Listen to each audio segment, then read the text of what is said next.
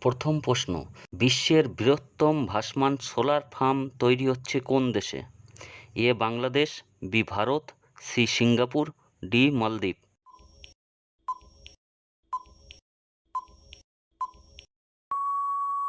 উত্তর হচ্ছে C Singapore. দ্বিতীয় প্রশ্ন, রাজিয়া সুলতান কার মেয়ে ছিলেন? A Iltutmish, B Nasiruddin Mohammad, C Qutbuddin Aibak, D Ruk Uddin.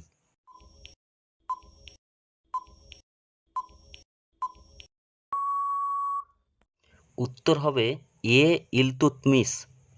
তৃতীয় প্রশ্ন, আরবরা কত খ্রিস্টাব্দে সিন্ধু জয় করেছিলেন? এ 710 খ্রিস্টাব্দে, বি 712 খ্রিস্টাব্দে, সি 714 খ্রিস্টাব্দে, ডি 716 খ্রিস্টাব্দে।